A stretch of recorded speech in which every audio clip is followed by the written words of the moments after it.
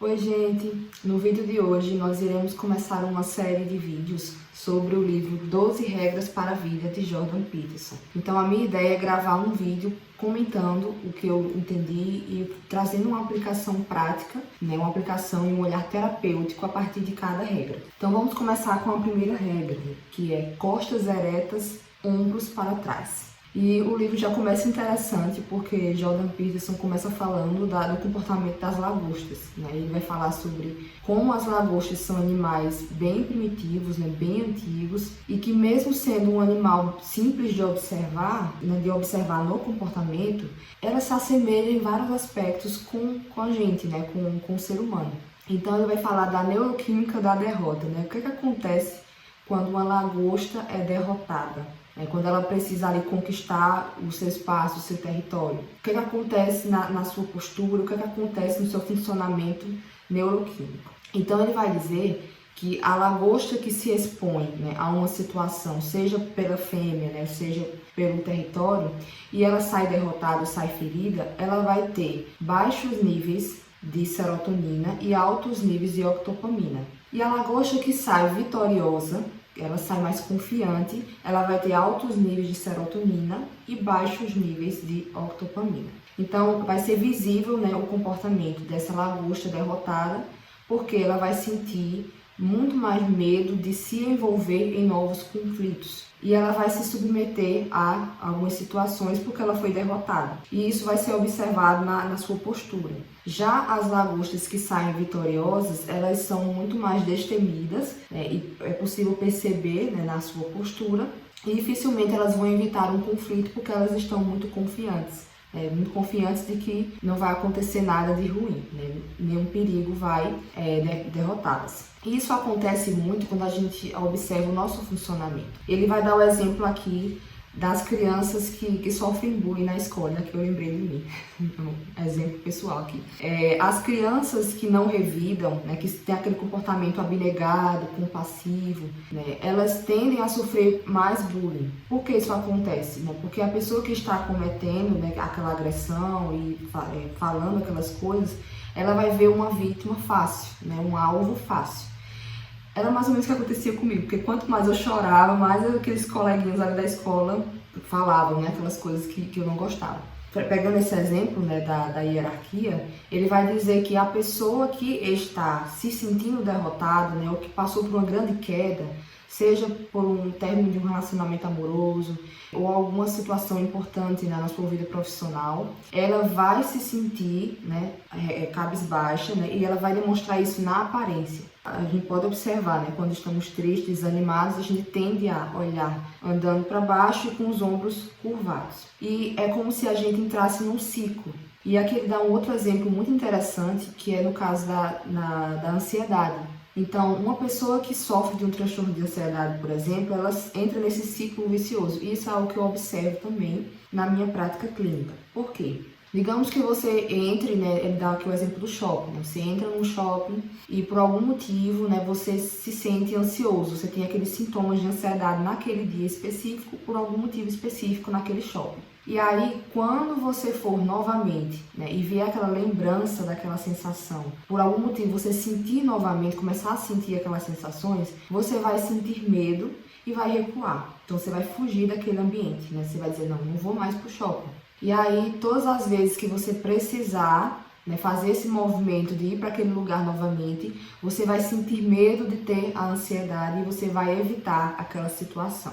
Então, fecha parênteses, pegando esse exemplo, como se quanto mais você demonstra com a sua postura, esse estado de desânimo, mais desanimado você vai ficar, mais exposto à ansiedade, a tristezas, a derrotas ali no seu ambiente você vai estar. Então ele começa dizendo que a importância da gente assumir essa postura, não esperar que a nossa vida esteja como a gente gostaria, que a gente esteja se considerando uma pessoa confiante, uma pessoa capaz, competente naquilo que a gente se propõe, que muitas vezes a gente está desanimado por causa disso, porque a nossa vida não está como nós gostaríamos, e é importante assumir primeiro essa postura, esse olhar para frente e esses ombros erguidos. Então a emoção, ela é em parte, né, influenciada pela expressão corporal. Então a nossa expressão corporal, ela pode amplificar ou enfraquecer uma emoção.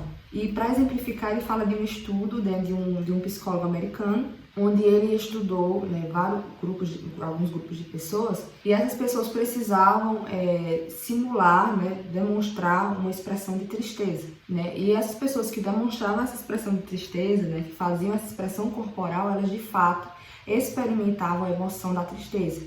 E as pessoas que precisavam fazer demonstrações de alegria, né, como sorrir, elas sentiam, né, a alegria de fato. Então, eu achei muito interessante, né, essa pontuação dele, porque para que a gente altere o nosso interior, a gente precisa começar com o exterior. Então ele vai dizer, né, mesmo que você não seja completamente competente naquilo que você vai fazer, pelo menos você não vai mostrar isso de cara. E aí quando você se mostra mais confiante, as pessoas vão dar mais credibilidade para você e você vai ficar menos ansioso. Quando você fica menos ansioso, você foge menos das situações, consequentemente você melhora.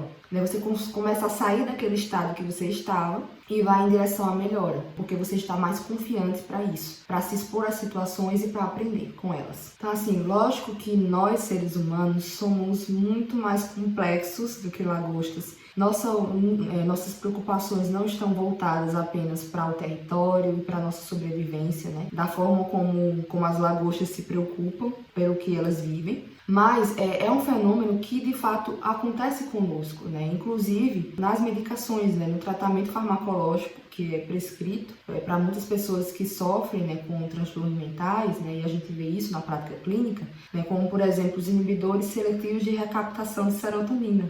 De fato há essa influência, né, dessa neuroquímica e é importante que a gente comece a revisar essa nossa postura e os nossos hábitos. Tem algo que ele fala aqui que é algo que eu já costumo fazer, né, na minha prática clínica, né, com os meus pacientes, que é o que é que eu começo vendo? Como é que tá o sono? Né? Essa pessoa, ela consegue ter uma boa qualidade de sono, ela consegue acordar todos os dias, né, num determinado horário e consegue acordar disposta? Como é que é o café da manhã dessa pessoa? Né? Ela tem um café da manhã saudável, né, já com uma boa quantidade de gordura e proteína, ou ela já começa o dia comendo muito carboidrato e açúcar?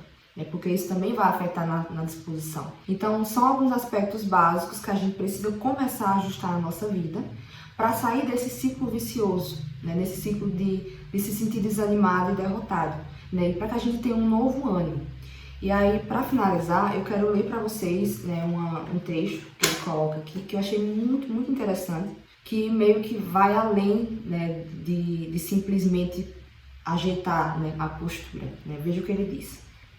Levantar a cabeça, manter as costas eretas e os ombros para trás não é algo somente físico, pois você não é apenas um corpo. Por assim dizer, você também é um espírito, uma psique. Levantar a cabeça fisicamente também significa, evoca e demanda erguê-la metafisicamente. Levantar a cabeça significa voluntariamente aceitar o fardo do ser. Então, levantar a cabeça, né, olhar para frente e colocar os ombros para trás, significa aceitar a responsabilidade de existir, que de fato é uma responsabilidade grande, é uma responsabilidade que pesa muitas vezes.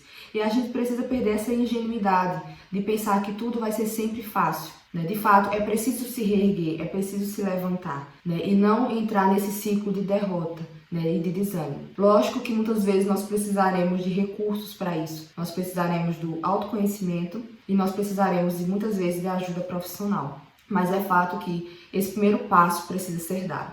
Em resumo, o conselho de Jordan Peterson aqui nesse primeiro capítulo, né, com essa primeira regra, é que você comece a observar a sua postura. Então, observe como você caminha na rua, né? Sempre caminhe olhando firmemente para frente. Levanta esses ombros quando for conversar com as pessoas e falar seu ponto de vista e colocar, né, a sua opinião. Olhe nos olhos, né? Olhe firmemente nos olhos. E assim, né, com essa prática, você estará encorajando o seu corpo a produzir a serotonina e você vai se sentir muito mais calmo diante das situações que você precisa enfrentar no dia a dia. É isso, gente. Espero que vocês tenham gostado. Não esqueçam de curtir, né, esse vídeo, de dar o like e de comentar aqui se você já leu esse livro, se você gostou, né, se você gosta do Jordan Peterson, assim como eu. E estamos juntos aí para comentar as outras regras. Até mais!